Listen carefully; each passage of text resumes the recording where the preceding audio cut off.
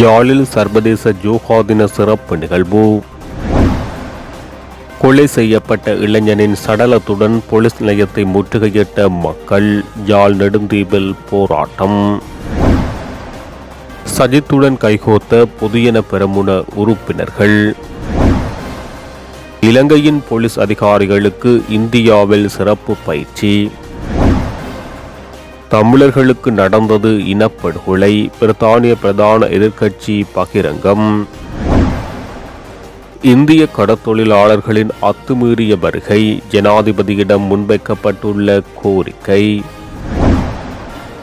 நாட்டை விட்டு வெளியேறும் மருத்துவர்கள் விடுக்கப்பட்டுள்ள எச்சரிக்கை. ரணிலுடன் இணைய காத்திருக்கும் சரத் பொன்சேகா. தமிழ் எம்பி பகிரங்கம். ஸ்ரீலங்கா சுதந்திர கட்சிக்கு தலைவர் இல்லை. தியாஸ்ரீ ஜெயசேகர அறிவிப்பு. 2024ஆம் ஆண்டுக்கான சர்வதேச யோகா தின சிறப்பு நிகழ்வு நேற்றைய தினம் 1000க்கும் மேற்பட்டோரின் பங்கேற்புடன் யாழ்ப்பாணத்தில் நடைபெற்றது. இந்திய துணை தூதரகத்தின் ஏற்பாட்டில் யாழ்ப்பாணம் பண்பாட்டு மையத்தில் காலை 7:30 முதல் 8:30 மணி வரை யோகா நிகழ்ச்சி நடைபெற்றது. இந்த நிகழ்வில் இந்திய துணை தூதுவர் சாய் முரளி, வட மாகாண சபை அவைத்தலைவர் CVK சிவஞானம், வடக்கு மாகாண கல்வி அமைச்சின் செயலாளர் பட்ரிக் ரஞ்சன், வடக்கு மாகாண விவசாய மற்றும் கவனநல சேவைகள் மற்றும் சுகாதார அமைச்சின் செயலாளர் M. ஜெகு, யாழ்ப்பாண போதனா வைத்தியசாலையின் பணிப்பாளர் சத்தியமூர்த்தி, யாழ் மாநகர சபை ஆணையாளர் S. கிருஷ்ணேந்திரன், இந்திய தூதரக உயர் அதிகாரிகள் உட்பட பலரும் கலந்து கொண்டனர். நிகழ்ச்சியை ஆரம்பித்து வைத்து உரையாற்றிய துணை தூதுவர் சாய் முரளி, இந்தியாவில் யோகாவின் பண்டைய தோற்றத்தை வலியுறுத்தினார். இதயம், உடல் மற்றும் ஆன்மாவை இணைக்கும் ஒரு முழுமையான பயிற்சியாக அதன் முக்கியத்துவத்தை வலியுறுத்தினார். யோகாவின் உலகளாவிய தன்மையை அவர் குறிப்பிட்டார். இது எல்லைகளை தாண்டியது மற்றும் மன அழுத்தம் அதிகமாக இருக்கும் நவீன வாழ்க்கையில் முக்கியமானது. மேலும் இந்த ஆண்டுக்கான யோகா சுயத்துக்கும் சமூகத்துக்கும் என்ற கருப்பொருளை அறிமுகப்படுத்திய அவர், யோகா மூலம் ஆரோக்கியமான மற்றும் வளமான சமுதாயத்தை கட்டியெழுப்புவதன் முக்கியத்துவத்தை வலியுறுத்தியுள்ளார். இந்த நிகழ்ச்சியில் யோகா ஆர்வலர்கள், மாணவர்கள், யோகா பயிற்சியாளர்கள், பொதுமக்கள் என 1200க்கும் மேற்பட்டோர் கலந்து கொண்டனர்.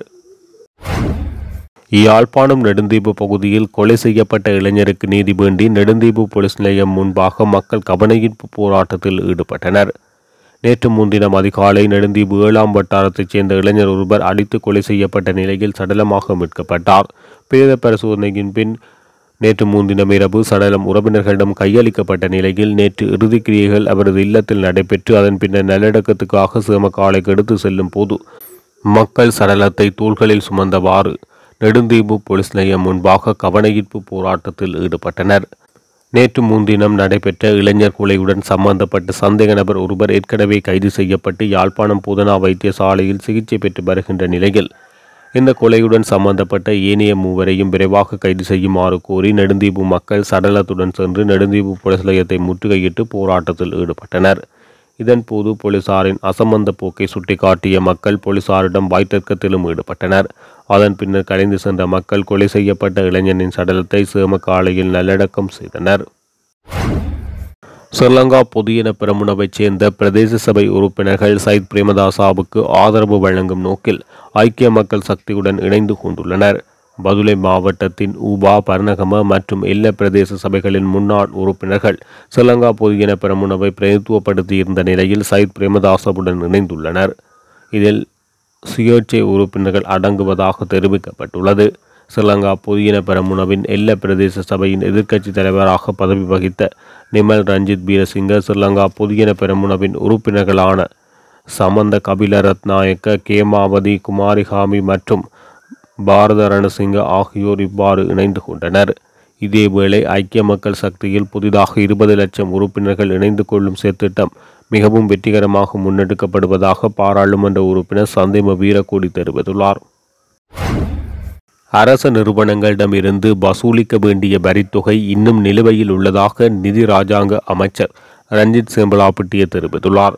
அரச நிறுவனங்களிடமிருந்து வசூலிக்க வேண்டிய நிலுவைத் தொகையை வசூலிக்க தேவையான அனைத்து நடவடிக்கைகளும் எடுக்கப்படும். உலகிலேயே மிக குறைந்த அரச வருமானம் இருந்த போதிலும் நாடு இப்போது ஒரு குறிப்பிட்ட கட்டத்தில் இயங்குகிறது. நாட்டில் வரி நிலுவை உள்ளதென்பதை அரசு என்ற வகையில் தெளிவாக சொல்ல வேண்டும். முதலாவது, நமது நாட்டின் வரி சட்டத்தில் உள்ள மேல்முறையீட்டு உரிமை இது உலக நாடுகளிலும் உள்ளது. அரசு வரி செலுத்த சொன்னால் மொத்த மக்களும் சட்டத்தின் முன் சென்று மேன்முறையீடு செய்ய உரிமை உண்டு. அரசு சொன்னாலும் இதை செலுத்த முடியாது என்று நீதிமன்றமாக சொல்லும் உரிமை மக்களுக்குள்ளது. அவ்வாறானவைகள்தான் இங்கு அதிகமாக உள்ளது. இரண்டாவது, அரசு நிறுவனங்கள் செலுத்த வேண்டிய வரிகள் நிலுவை வரி தொகை வசூலிக்கும் அரசாங்கத்தின் அனைத்து அதிகாரங்களும் இந்த சகாப்தம் அளவுக்கு வேறு எந்த சகாப்தத்திலும் செயற்படுத்தப்படவில்லை என நான் சொல்ல விரும்புகின்றேன் என குறிப்பிட்டுள்ளார்.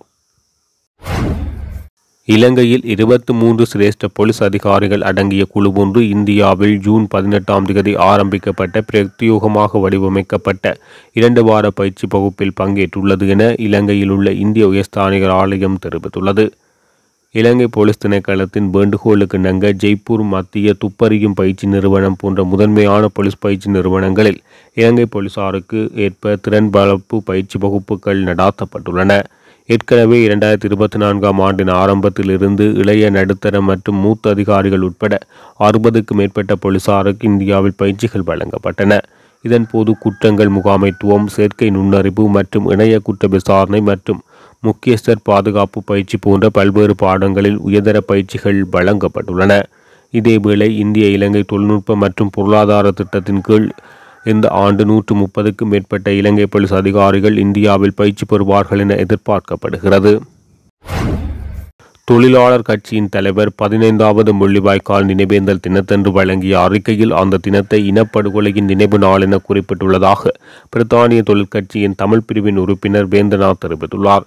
அவ்வாறான ஒரு தினத்தில் கவலையடைந்து தமது மன வருத்தத்தினை தெரிவிப்பதை விட அந்த இனப்படுகொலைக்கான நீதியை பெற்றுக்கொள்வதற்கான வழியை அமைக்க வேண்டுமென தொழிலாளர் கட்சியின் தலைவர் குறிப்பிட்டுள்ளதாக வேந்தநாத் தெரிவித்துள்ளார்.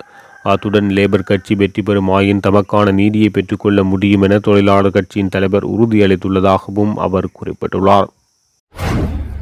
ஜனாதிபதி ரணில் விக்ரமசிங்க மன்னாருக்கு வருகை தந்து கடற்தொழிலாளர்களின் கோரிக்கையை கேட்டறிந்து வாக்குகளை கோர வேண்டுமென வடமாகாண கடற்தொழிலாளர் இணையத்தின் செயலாளர் NM ஆலம் தெரிவித்துள்ளார். மன்னாரில் நேற்று இடம்பெற்ற ஊடக சந்திப்பின் போது அவர் இதனை தெரிவித்துள்ளார். இந்திய கடற்தொழிலாளர்களின் அத்துமீறிய வருகை நீண்ட புரியோடிப்போன ஒரு விடயமாக உள்ளது.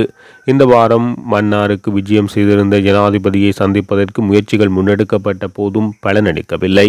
ஜனாதிபதி ரணில் விக்ரமசிங்கவின் மன்னார் விஜயம் எதற்கானது என்று கூட தெரியவில்லை. வடக்கில் உள்ள பல்வேறு வளங்களை எவ்வாறு அந்நியர்களுக்கு கையளித்து எவ்வாறு இந்த நாட்டுக்கான வருவாயை பெற்றுக்கொள்ளலாம் என்பதே இதன் பிரதான காரணமாக உள்ளது. நிலமாக இருந்தாலும் சரி, கடலாக இருந்தாலும் சரி, இந்த இரண்டையும் மையப்படுத்தியதாக காணப்படுகிறது. கடலில் இருக்கின்ற அனைத்து வளங்களும் இந்தியாவுக்கு கையளிக்கப்பட்டுள்ளது. காற்றாலையாக இருந்தாலும் சரி, கனியமணல் அகழ்வாக இருந்தாலும் சரி, இந்தியாவிடம் கையளிக்கப்பட்டுவிட்டது. நாங்கள் கடற்தொழிலாளர்களின் பிரச்சனையை கதைப்பதற்காக மாத்திரமே ஜனாதிபதியை சந்திக்க சந்தர்ப்பம் கூறினோம். எந்த அபிவிருத்திக்கும் நாங்கள் தடையானவர்கள் இல்லை. எமது வாழ்வாதார பிரச்சனையை கதைப்பதற்கு அவரை அணுகுகின்ற போது அவர் அதை தட்டி கழிக்கின்றார் என ஆளும் தெரிவித்துள்ளார். இலங்கையின் பொருளாதார நெருக்கடி காரணமாக பெரும் எண்ணிக்கையிலான மருத்துவர்கள் வெளியேறப் போவதாக எச்சரிக்கை விடுக்கப்பட்டுள்ளது. அரச மருத்துவ அதிகாரிகள் சங்கம் குறித்த தகவலை தெரிவித்துள்ளது. மேலும் நாட்டில் உள்ள மருத்துவர்களில் 25% ஏற்கனவே வெளிநாட்டில் வேலை தேடுவதற்கான முனைப்புகளை மேற்கொண்டுள்ளதாக குறிப்பிடப்பட்டுள்ளது.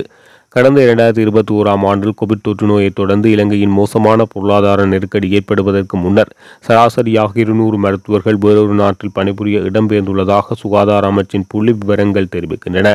இந்த நிலையில் கடந்த 2 ஆண்டுகளில், குறிப்பாக 2022 மற்றும் 2023 ஆண்டுகளில் 1800க்கும் மேற்பட்ட மருத்துவர்கள் நாட்டை விட்டு வெளியேறியுள்ளதாக அரச வைத்திய அதிகாரிகள் சங்கத்தின் பேச்சாளர் சமல் விஜயசிங்க தெரிவித்துள்ளார். இது தொடர்பில் அவர் மேலும் தெரிவிக்கையில், தற்போது அரசாங்க சுகாதார அமைப்பில் பணியாற்றும் 25% வைத்தியர்கள் வெளிநாடுகளில் வேலை தேடுவதற்கு தேவையான பரீட்சைகளில் ஏற்கனவே சித்தியடைந்துள்ளனர்.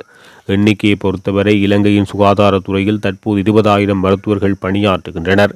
இவர்களில் ஏறக்குறைய 5,000 இலங்கை மருத்துவர்கள் இந்த பரீட்சைகளை நிறைவு செய்துள்ளதுடன் அவர்கள் நாட்டை விட்டு வெளியேறுவதற்கான முடிவை எடுக்க காத்திருக்கின்றனர்.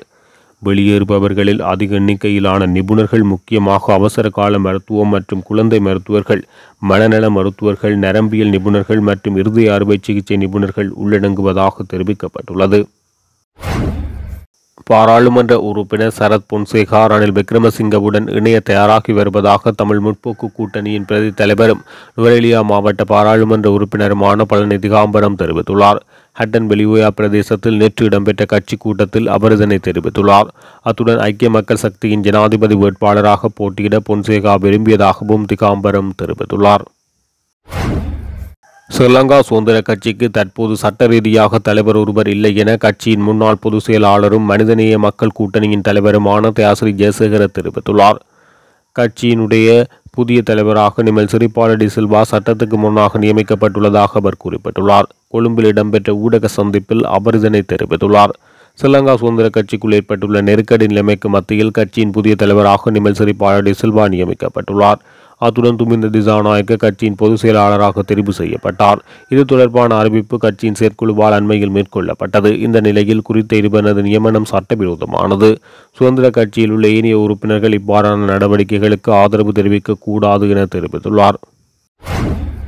பொசன் பண்டிகை தினத்தை முன்னிட்டு யாழ்ப்பாணம் போதனா வைத்தியசாலையில் 125க்கும் மேற்பட்டவர்களுக்கு நேற்றைய தினம் கண்புரை சிகிச்சை அளிக்கப்பட்டது. அலாக்கா மற்றும் ஆனந்தா பவுண்டேஷனின் பங்களிப்புடன் 51 இராணுவ படைப்பிரிவின் உதவியுடன் குறித்த கண் நோயாளர்களுக்கான சிகிச்சை வைத்தியம் கலாநிதி மலரவனின் தலைமையில் முன்னெடுக்கப்பட்டது. இதன்போது யாழ்ப்பாணம் ஆரியகுளம் நாகவிகாரையின் விகாராதிபதி தலைமையில் பொசன் ஆராதனை நிகழ்வுகள் இடம்பெற்றன. நிகழ்வில் வடக்கு மாகாண சுகாதார சேவைகள் பணிப்பாளர், யாழ் மாவட்ட இராணுவ கட்டளை தளபதி, வடக்கு மாகாண பிரதி பொலிஸ் மா அதிபர் மற்றும் யாழ் போதனா வைத்தியசாலை பணிப்பாளர், வைத்தியர்கள், தாதியர்கள் உள்ளிட்ட பலரும் கலந்து கொண்டனர்.